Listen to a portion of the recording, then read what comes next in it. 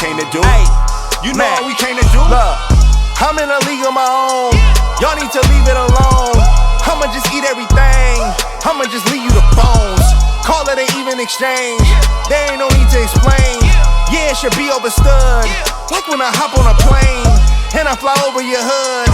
Y'all should be knocking on wood. Don't make me go against the grain. I ate my Wheaties, I'm good. Right, now they had some hardware, Jay, that we needed to also make sure we think alike. We think alike. Because I was going to ask Coach, you saw the Bison just get off the stage, and you saw those rings they had. Ooh. You saw the Bison. What rings? You saw the Bison. You saw the That was a class ring? I guess do that. I guess you answered the question there, huh? Don't do that. But right, now they had. I mean, were they class rings? That's got to be the talk of the town. Welcome back to HBCU Flicks. It's your boy, Kelly Flicks, with another episode of HBCU Football. Before we get into it, I want to talk about the back-to-school drive. Up On Game is putting out. So Up On Game, our homegirls are Up On Game, are hosting their second annual back-to-school drive.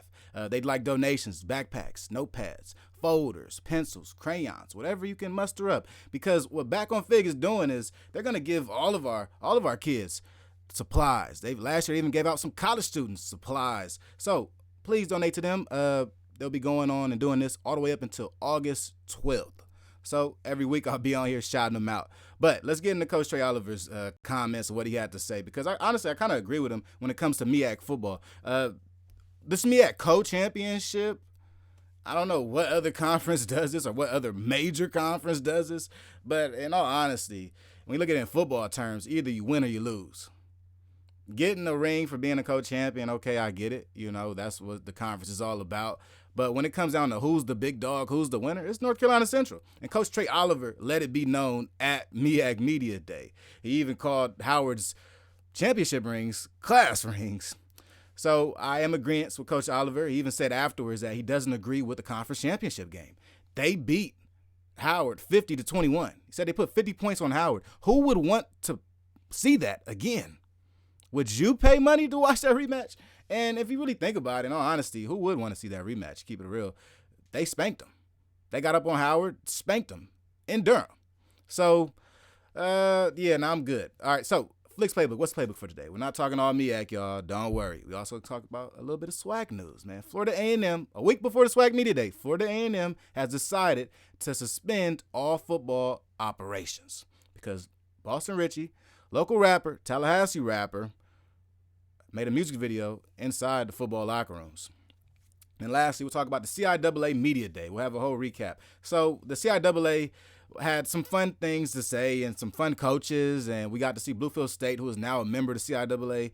But all in all, it was a pretty boring media day. It kind of felt kind of C-Spanish. It was like 3 hours and 42 minutes. I mean, I'm not sure whose media day has to be that long, but whatever. And then the 2-minute drill, okay? So we'll finally do our 2-minute drill. We haven't done a 2-minute drill this whole season. But today we'll talk about Tennessee State. There's an article coming out that already came out saying that Tennessee State should go into the SWAC, and we'll see how that looks logistically, and 13 teams, an odd number, whatever, right? Then we'll talk about Virginia Union, their new uniforms. Last year, they came out with some tight chrome helmets. This year, they got some new home uniforms. So we'll get into the MEAC first and the MEAC first team offense. Now, before we get into the MEAC news, I will say we were pretty correct on a lot of different things last week, college football fans. Kudos to us. One of them pats on the back, you know what I mean? Because the offensive player of the year, we guessed correctly. Davius Richard is our guy. The defensive player of the year, we were incorrect. We picked Elijah Williams. But somebody that I did speculate about was Khalil Baker, the FCS All-American that plays defensive back for North Carolina Central. He was the defensive player of the year in the MEAC. North Carolina Central got the clean sweep. We'll also talk about predicted order of finish. And in the predicted order of finish, I might as well pull that up now. Predicted order of finish, we were pretty good. We were 5 out of 6. The only difference is we had Delaware State going 5th and Norfolk State going 6th. The rest of this standings, I guess it's completely. It's word bar for bar. We did that. So shout out to us college football fans. We're on top of it. We're doing our thing, man. All right, so from there, we talk about our different All-Americans, right? Our MEAC All-Conference team. So Davis Richard, of course, is head honcho. He's a quarterback one in HBCU football. He's a quarterback one in the MEAC. Quinn Williams has a short ways away, but he has a ways away. I don't see any quarterbacks, honestly, that are very close to Davis Richards' caliber when it comes to quarterbacks. All right, then his running mate is Mookie Collier. It's running back. Latrell Collier is a shifty running back with some pretty crazy speed and elusiveness, okay? When he gets downfield, he gets away from you. You don't want to let Mookie Collier get going because you will not be able to catch him.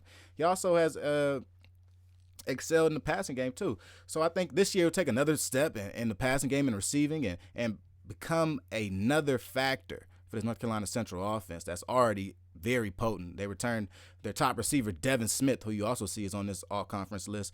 He is one of the most one of the safest. He's like a nice safety net. He's a great possession receiver that also has some breakaway speed and can make some plays and get into the end zone. But to me, his catching ability is what sets him apart from a lot of these other MEAC receivers. Going back to running backs, Marquise Gillis, a running back I've talked about quite some during his offseason, hasn't gotten enough recognition, quite honestly, for what he has done. He didn't even get invited to MEAC Media Day. Wade, the other running back, was actually invited instead of Marquise Gillis. But Marquise Gillis, I think, is probably, if not the best running back in the MEAC, second best running back in the MEAC, easily. Then we got Casey Hawthorne at wide receiver, my Swiss Army knife. I love Casey Hawthorne. He actually had more carries last year than he had receptions, but that's because he's a baller. When you're a baller, you got to get the ball in your hands at all times. When you're a baller, you are the Wildcat quarterback, and that's what he was. When you're a baller, you get that person the ball as quick as possible. It doesn't have to be some downfield. I can hand you the ball off on a jet sweep. I need the ball in your hands. Think about how teams use DeAnthony Thomas, the Black Mamba. Think about how teams use like Tavon Austin. Think about how teams use those X factors, those Tyreek Hills. You got to give them the ball as soon as possible. No need for him to run a 15-yard route when I can give you a 5-yard hitch play. I could give you a screen pass. I can give you a handoff. I can line up in the backfield, or I can put you at Wildcat and have you just catch the ball at quarterback, and now you make all the decisions yourself because I trust you. So Casey Hawthorne, to me, is poised for a breakout year. I think his usage will probably be through the roof this year, knowing that Antoine Murray out there, wide receiver, is gone, and your veteran presence is going to be Casey Hawthorne. O-line was pretty interesting. A lot of Howard guys up front.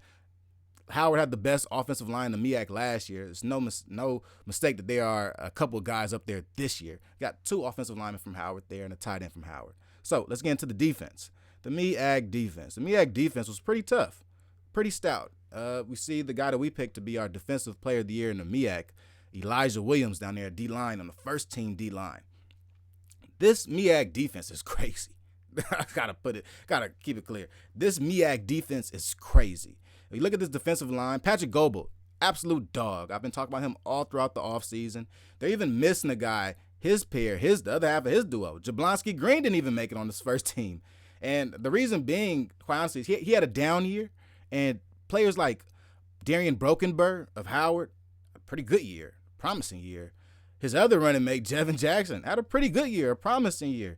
So with Jablonski Green's down year, I can see why he isn't on this first team defense, but this first team defensive line is crazy. I like the linebackers a lot. You got Aaron Smith back there. You also have Lawrence Richardson. I mentioned last week, I think Lawrence Richardson could have been the MEAC Defensive Player of the Year. And as I spoke to G on Twitter, what really stood out was the fact that Howard did not win that many games last year. And that kind of makes it hard when it comes for award season. When it comes to winning awards, if your team isn't winning, you have a losing record, it's a little harder sell. Now, I say losing record with kind of like a asterisk because Howard did have a losing record last year. They were 5-6. They did well in the MEAC. Non-conference, they stuck it up. But in the MEAC, they only have 5 conference games. So if you fare well in the MEAC, they were the co-champions. I think you'll be chosen more often than not to be on these different teams. Yeah, I think you see that kind of based on this breakdown, this MEAC preseason breakdown. The 2 co-champions have pretty much majority of the players on these preseason all-conference lists. I think it's no surprise. It makes sense. You win, you in. I like it. Linebackers, they look very stout. Defensive backs are great. This is a great group of defensive backs for the MEAC, a very strong group. I'll start with Delaware State guy, Romel Harris Freeman. He is electric at DB. He's 6'4". 6'4" playing corner, could put him at safety also. He moves around extremely rangy, but he's a problem for guys. He can get anywhere. At 6'4", his range, what he can do in zone is a little scary. When you're playing the cover 2, soft cover 2, or even playing like in cover 4 situations where he can just simply roam and watch the offense, he makes plays. He's a little scary out there, defensive back. Another guy that's scared defensive back, Kenny Gallup. I thought he could have won MEAC Defensive Player of the Year this year coming up.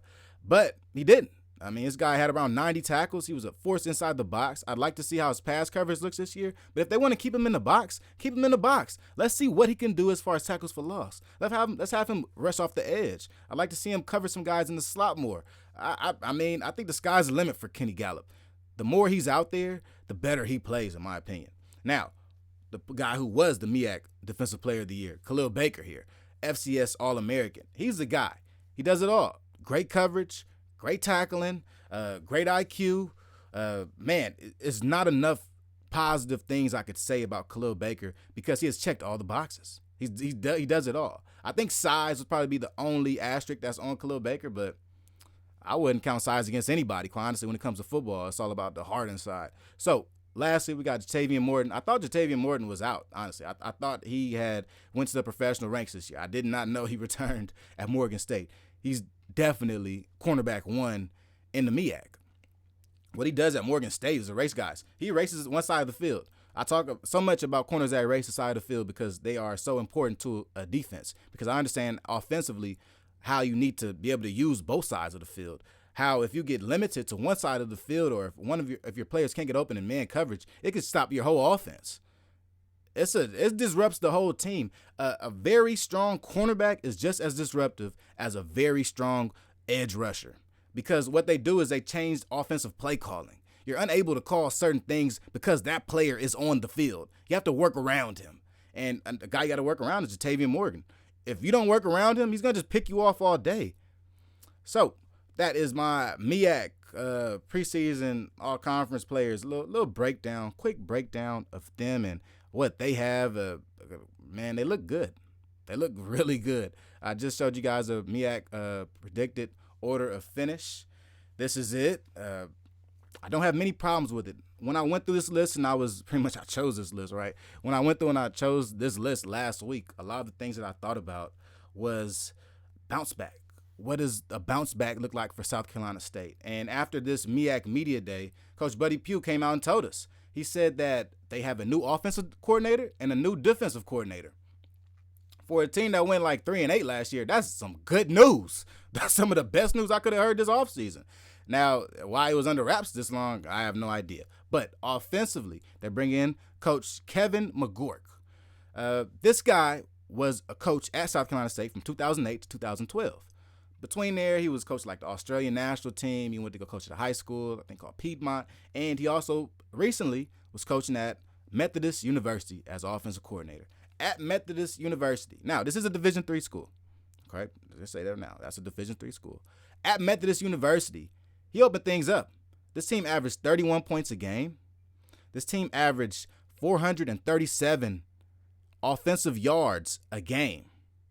That ain't special teams. That's offense. This team averaged at least 280 passing yards a game, around 150 rushing yards a game. His offense is very explosive, and it's based on simple spread, what would you call it? Philosophies, right? We're so used to the RPO. We're so used to a lot of zone scheming. This guy, he'll run some traps, some 0-1 traps out of the spread formation. He'll run straight dive with running backs. He has the quarterback a lot of times sitting in the pocket, simply reading an entire defense. There's less movement by the quarterback. This quarterback they had last year at Methodist was pretty good throughout his time at Methodist. He broke 13 records. So I'm saying these things because I'm hopeful that this correlates to South Carolina State's offense. All right, even in a small way. If we can see Corey Fields sit back in a pocket and read a whole defense, I'd be very excited for South Carolina State. Now, do I think this is going to work? I don't think it works with Corey Fields. Honestly, I don't. Like, this is literally a sit back, drop back, sit in the pocket, throw offense now. This is no longer offense that moves the pocket, no longer an offense that tries to extend the plays with their quarterback or with quarterback keeps. This isn't that. That's Corey Fields' type of offense. This offense is predicated on completing passes, and Corey Fields has a bad completion percentage during his career at South Carolina State. He hasn't passed well. There's been times where he gets down in distance and he makes a deep pass to Shaq Davis or something, but when it comes to putting together a stream of good passes or putting together a good drive based all around the pass game or the quick game, we don't ever see that. So I'm interested to see how Corey Fields fits and gels in this new offensive scheme, but I am hopeful with South Carolina State because they do have quarterback depth. They do have Franklin back there and a couple other guys at quarterback that I think that can receive this offense and push this offense forward. So be very interesting to see moving forward. Corey Fields did go with South Carolina State to MEAC Media Day. So that's something to think about. Now, let's get into something that's been the talk of the town this whole weekend. The weekend is so filled with this. Let's get into this with Boston Richey. Just dropped this song. So here we go.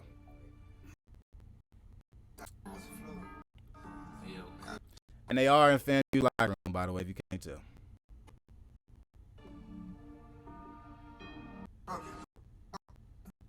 Turn this down. We'll turn the music off while we do it. So this music video here was shot in FAMU's locker room. Big problem. Problem number one, it was not authorized. This video was not at all authorized by any FAMU administrator.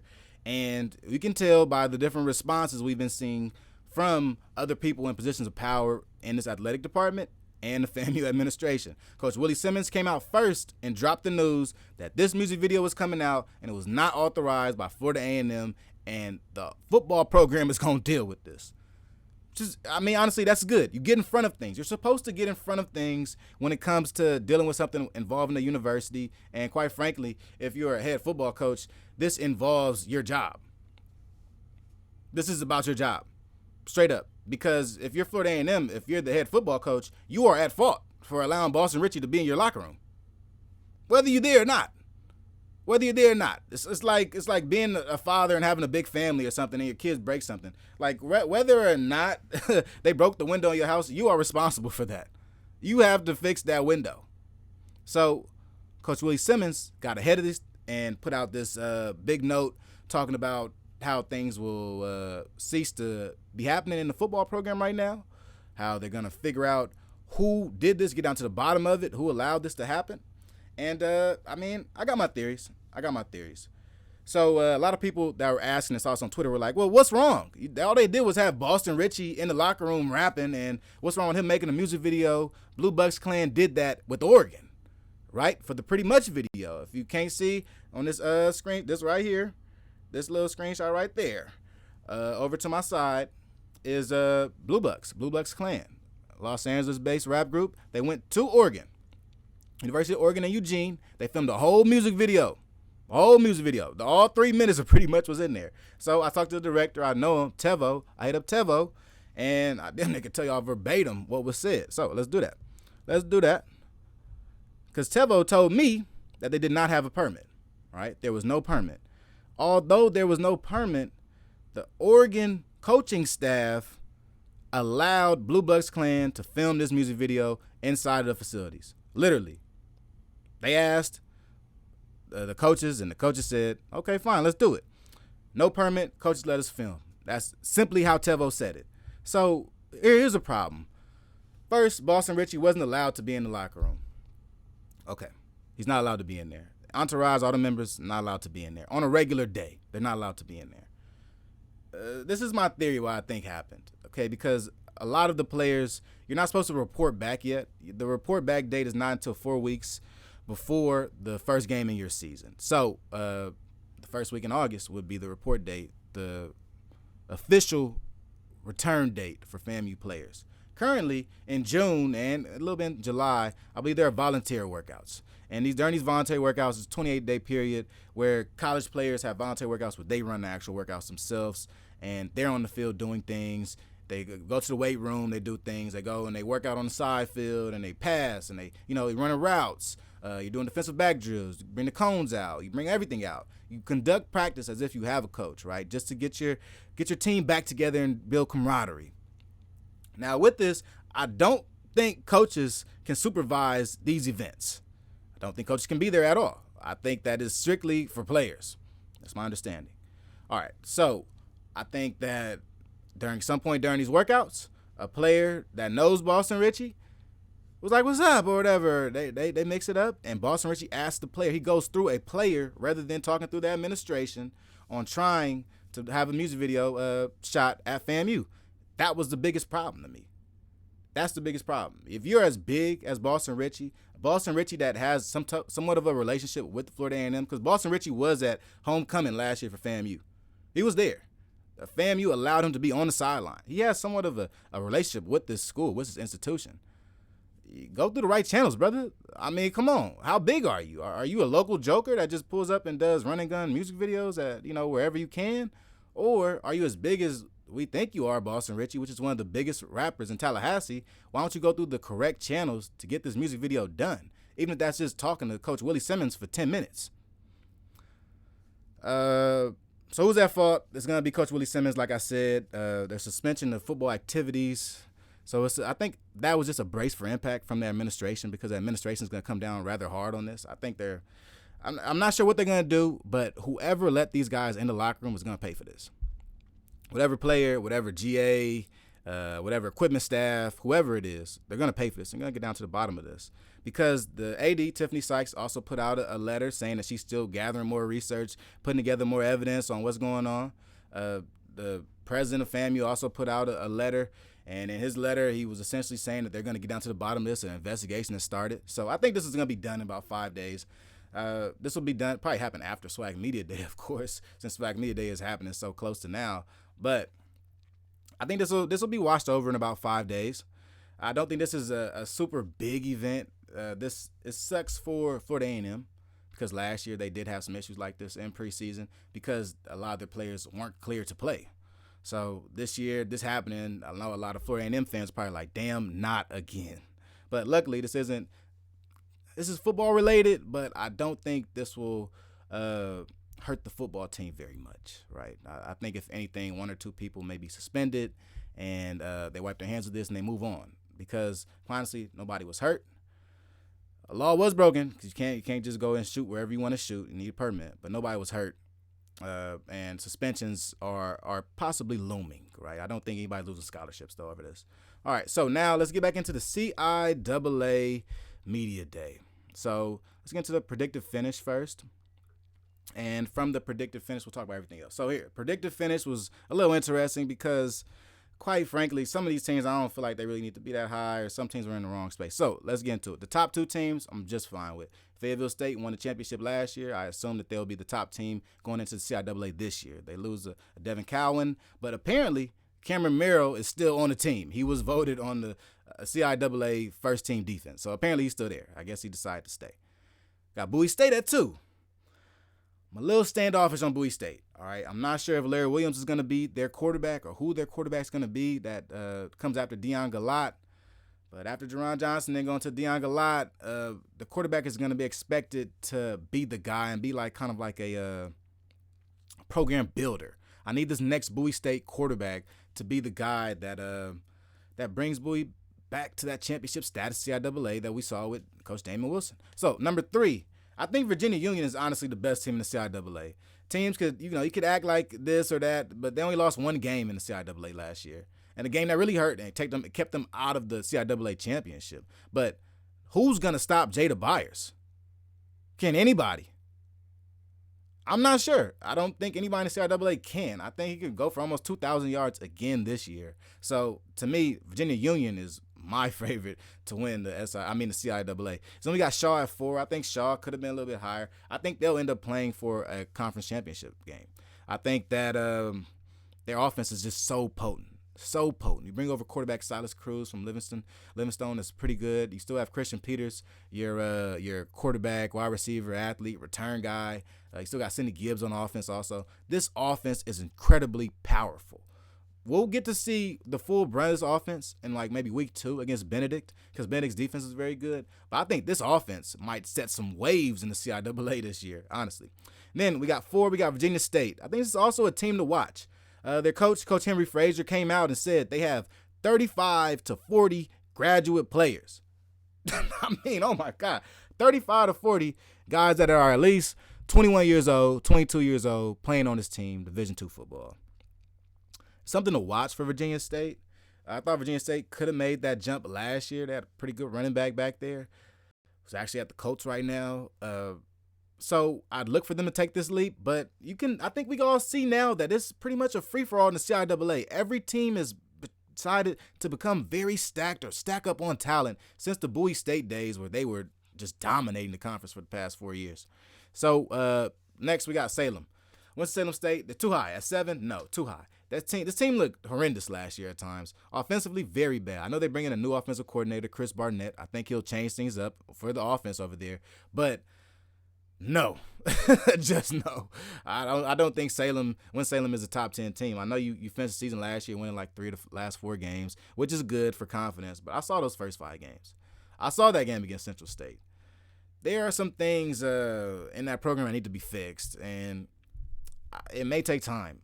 I'm not sure if Salem is still a middle-of-the-pack team. I know they finished in the middle of the pack last year in the CIAA, but they just don't look the part. At 9, Bluefield State. Bluefield State is the new booties in the CIAA. They are the new guys.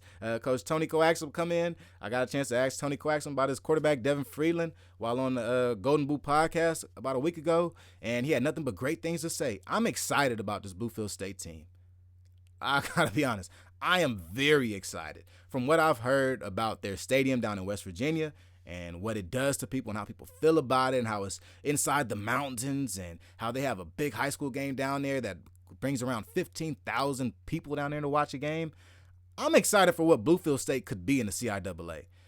Not only from their stadium and their coach and their quarterback, Devin Freeland, but what they've done the past 2 years against CIAA opponents.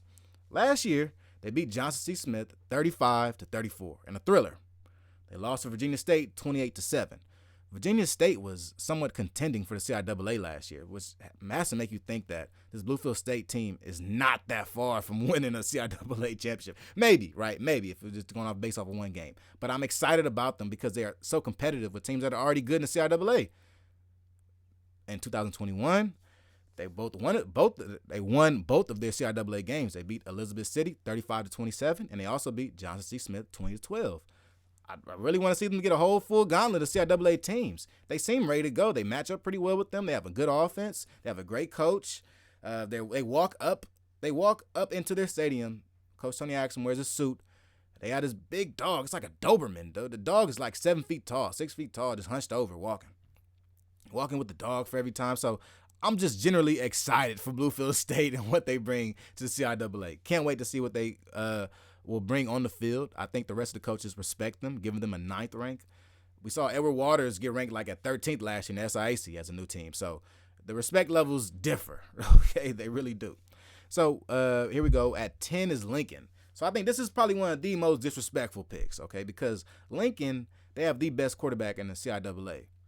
If you don't believe me, you could just ask the coach in the CIAA. They voted him as the top quarterback in the CIAA this season. He is preseason first-team quarterback. Last year, he threw 13 touchdowns, 3 interceptions, threw for over 1,500 passing yards. But the only thing that worried me about him, and the reason why he didn't make it into my last top 10 quarterback list of HBCU quarterbacks, was completion percentage. His completion percentage was pretty low. I'm not sure if that was due to how bad his team was or his receivers dropping the ball a lot, but his completion percentage was only 49%, which is scary low. Scary low. I mean, I think anything under 52% is something to raise your eyebrows at, but sitting at 49% really scared me away from this kid, Isaiah Freeman. But I think coming into this year, he takes another step forward. He's pretty efficient with the ball, even though he didn't complete many balls, right? Throwing 49%. He's pretty efficient, only throwing 3 interceptions to 13 touchdowns. Getting to 15 touchdowns passing within around 10 games, 11 games is great, all right? You are taking care of the rock. I think this year he takes another step, and hopefully we see more volume out of Isaiah Freeman, and we'll see these numbers boost up even crazier. Then St. Aug's is down there. Earlier in the year in the spring, we talked about St. Augustine a little bit and their JV team. They have 5 JV games this year. Just an update on that. So, CIAA, their offense. Show you some of the offense real quick. So, of the CIAA offense, like I said, You got Isaiah Freeman at quarterback, who is the guy. He's the guy at Lincoln and is the best quarterback in the CIAA. There haven't been very new quarterbacks going to CIAA. There was a quarterback from Mississippi Valley that transferred to Elizabeth City, which is kind of interesting. There wasn't many other quarterback moves into the CIAA, though, quite honestly. I think Isaiah Freeman's probably one of the best, and I think Devin Freeland of Bluefield State is probably one of the best quarterbacks also, along with a guy like Silas Cruz down at Shaw. Now, at running back, Jada Byers, Sidney Gibbs, two very good running backs, right? Jada Byers is your do-everything running back, your speed guy, your most dominant running back in Division II football, and the best running back in HBCU football. Sidney Gibbs is your speed guy. You're going to be able to use Sidney Gibbs in a variety of different ways because he's quite honestly the X factor. When he gets into the end zone, Shaw wins football games. Sidney Gibbs is able to produce game-breaking talent when out there in between the lines. There are sometimes when he's like, just give Sidney Gibbs the ball. Just please give him the ball and let's see what he does with it. Because his speed is so electrifying, he can just break. Another guy like that is Christian Peters also. So of this team also, Brevin Caldwell. This guy didn't make my top 5 wide receivers list. Just fine. But he had 53 receptions for 728 yards. So absolute dog. He had some really standout games like at Chowan, where he caught 6 catches for 143 yards, a couple touchdowns. Another game where they played at Elizabeth City. He had 9 catches, 111 yards, a touchdown. He's able to change games. Brevin Caldwell is going to be a very big target for quarterback Tyrell Jackson down there at Johnson C. Smith. He's going to be a catalyst on offense, star player, impact player. You know what I mean? You ever play NCAA football games where the receiver has a star underneath him? That's Brevin Caldwell. Okay, you got to watch out for him. He's your guy. So also let's go to defense now, because offense, you see a couple guys from Fayetteville State up there at offensive line. You always gotta be mindful of the offensive line. How many players from where, from who, because it will show you at some point later on in the season those teams end up winning. So their defense, CIAA defense. Let's look at their defense. So most notable on their defense is their star safety, Eric Best, who is quite frankly one of the best safeties in HBCU football. He's a dog, ball hawk. He gets there. He goes from hash to hash. You got to watch him when you're out there and when you're playing against him. He's a guy you game plan for because of his ability to catch the ball, take the rock, and go the other way with it. It's kind of scary. Another guy is Willie Drew. Willie Drew from Virginia State is a great defensive back. Defensive back that shuts down a lot of sides, and really I like his game a lot. Jay Boyd is a great one, and Jadon Carter also another great defensive back that's out there at Bowie State. So let's get on to the most obvious down here. Cameron Merrill. Okay, we see Cameron Merrill on that list. So he's returned to Fayetteville State. He's coming back. He's going to make a difference for this Fayetteville State defense because of where he can go, what he can do. You lose Devin Cowan, but keeping Cameron Merrill, just keeping one of those impact guys really helps, and it's great for retention and trying to keep the morale up of the rest of the team, because right now going into the season, it's only a couple more weeks to the season, 3-4 weeks until you're practicing out there with your guys. You want to have everything in your arsenal to win a CIAA championship. So Cameron Merrill could still be the impact guy that Fayetteville State needs without Devin Cowan. So Armani Burden also down there at the D-line. He was my pick for the Defensive Player of the Year in the CIAA. I think he's quite honestly a game-breaking talent like a lot of these other guys that I've already mentioned. He's going to be playing outside linebacker and defensive end for Virginia Union. So I think he'll be moved around a lot and be able to be a pressure guy for Virginia Union. Whenever they want to apply pressure at whatever place on the offense they want to apply pressure at, you put Armani Burden at, and you let him just go. Just let him attack.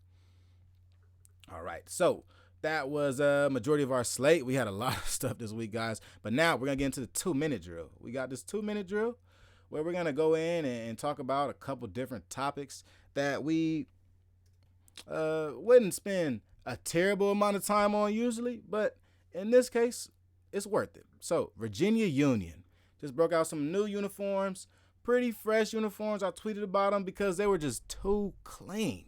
I think they're some of the best uniforms in CIAA football.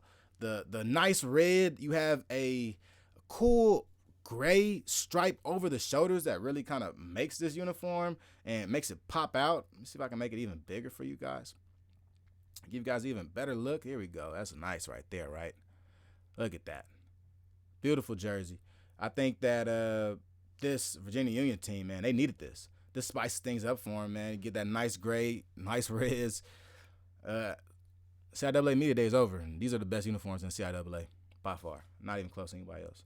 All right, here's some other pictures of them. Damn, they look good, man. Wow. Look how it pops, man. I just can't wait to see that at a night game. Like, oh, my goodness. Beautiful jerseys. Great jerseys. This is good for the CIAA.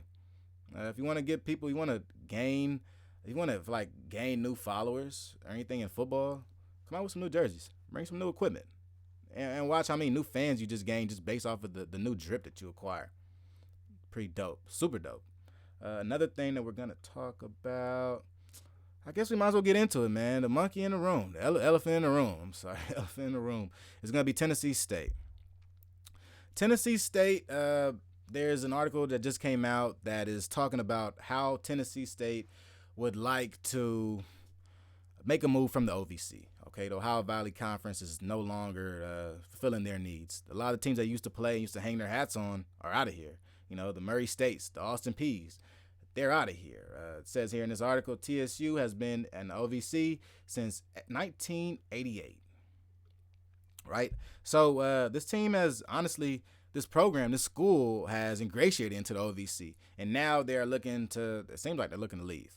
And there's always been people kind of talking about it in the background. A lot of people from Tennessee State say that no, they don't want to leave, they want to stay. But what does a move actually mean for Tennessee State?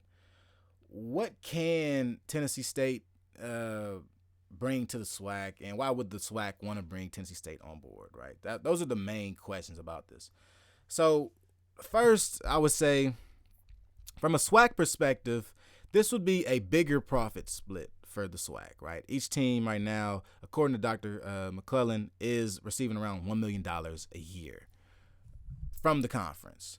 Add another team would split that with another conference member, right? So the money would get smaller.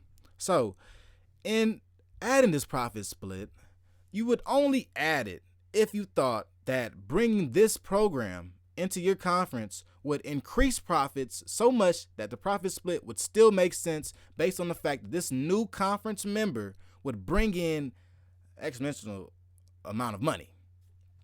It's quite interesting to think of it like that, because when you think about the moves Tennessee State is making and how they're going to play Notre Dame this year, and they're going to be the first HBCU to ever play Notre Dame, you got to think that there is an option that Tennessee State could bring more money in.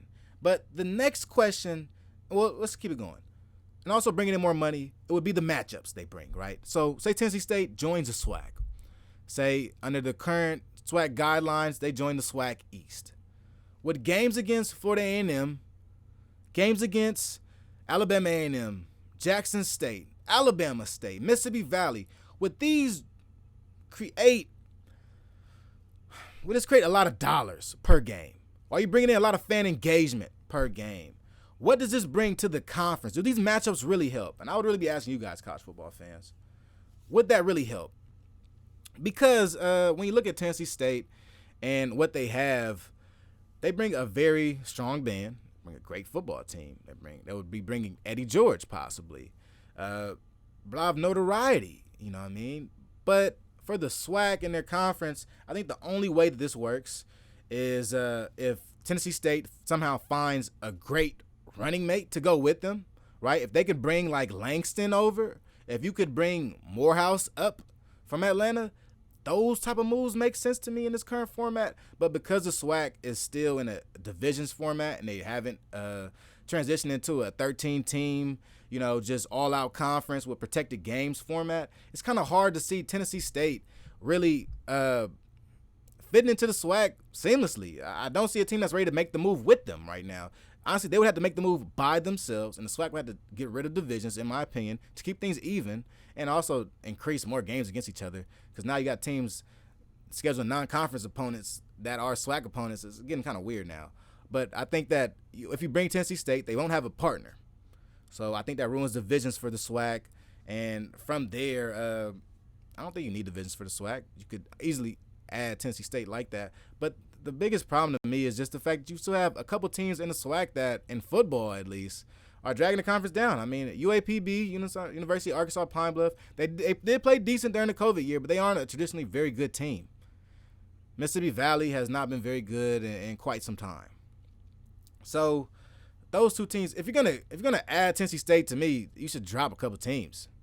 I don't really see the point in just trying to add every HBCU team you can. If the FCS or if the SWAC's ultimate goal, like Dr. McCullough says, is to move up to FBS together, it's not going to happen with all these teams. So I think just adding Tennessee State would kind of really cement the SWAC as a great FCS conference and would really open the door to some of these SWAC schools, possibly in the future, maybe the long-term effect, in the future, leaving the SWAC and moving up to FBS, because quite honestly, the SWAC would start to become overcrowded, you know what I mean? And maybe you get to a point where FBS move makes more sense for your program. Could see it. All right, so from Tennessee State, there's one more. Okay, so here we go. North Carolina A&T, their predictions, right? They predicted North Carolina A&T to finish 3-8. 3-8. And I don't see it. Honestly, I don't see it. So we'll watch this quick little video that Evan Mangan, William and Mary Sports Podcast. All right, so I don't know. I mean, maybe he doesn't like Vincent Brown down at North Carolina A&T, but let's take a look at it, though. Here we go. They got them losing to UAB, Game 1. Got them losing to Central, Game 2. Losing to Elon, Game 3. Beating Norfolk, Game 4. Losing to Villanova, Game 5. Losing to Delaware State, Game 6. Look at it. Right now they're 1-5. 1-6 to Richmond. Play Hampton and go 2-6. Stop you right here. 2-6. I'm not sure how anybody will react to a 2-6 season, and I really don't think North Carolina A&T fans will take a 2-6 season very well. I don't agree with all this guy's predictions, but I'm just saying you got to be realistic about this also, because they do have a difficult schedule. So this could be a possibility. This could be a reality. I mean, ask Winston-Salem. They started off the season 0-5 last year. Like, these things can happen if you start off on the wrong foot. Towson, a dub. Yeah, I got a dub there too. Richmond, they got them losing to Richmond. They got them losing to Campbell. The Campbell loss is one of the most interesting to me, because I really don't think they're losing to Campbell.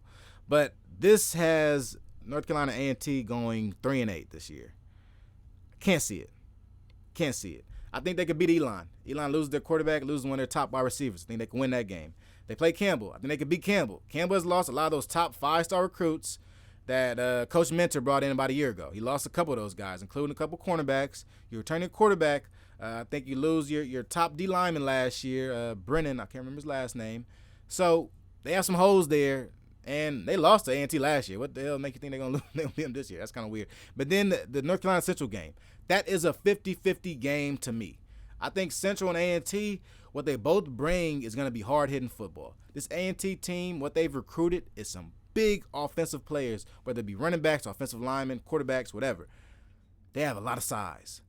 This North Carolina A&T defense hasn't really increased in size defensively, but they have, continued to do what they do defensively, which is bring exotic blitzes, bring guys in different places, and really make it hard for offenses to move the ball consistently because of the different pressures that are being applied to their team. So they could attack some holes in North Carolina A&T offense that they were missing from last year, right? One of the things, might be receivers. We haven't talked a great deal about North Carolina A&T receivers this year, so Central could take advantage. It'll be a push and pull game, but I have that as a 50-50 matchup because of that. So I think they might be closer to like a 5-6-ish. 4-7 would probably be the worst I would think A&T could go, but this 3-8 really seems like kind of writing A&T off a little too early just because the CIAA is a CIAA. When in actuality, I don't think that the CIAA is a lot of world beaters. Great in FCS. Can't take that away from them. But I don't think there are a lot of world beaters. And not a lot of guys are going to push deep into the playoffs. A couple teams, yeah. A couple teams, yeah. I believe it. Delaware just beat Navy last year. I can see that from a couple teams. But I don't think the CIAA is just built of juggernauts. I don't. I think A&T will end up transitioning pretty well this year. And in the years coming, I think they might end up, honestly, running laps around the CIAA. I don't know. I'm just not that high on them. I like the Big Sky, MVFC a little bit more in the CIAA. So that has been my show this week, you guys. We went 45 minutes, super deep, super long. Pause. But a fun show nonetheless. Media days are upon us.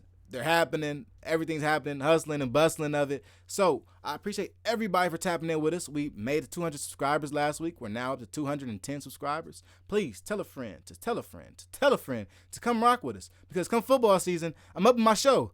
I'm upping it. We're going from Mondays only to Mondays and Thursdays, plus watch parties on the weekend. I'll try to do a watch party every Thursday, all these Thursday night games. And on the weekends, I'm not going to make it to all these down south games, so I'll be in the studio doing a watch party.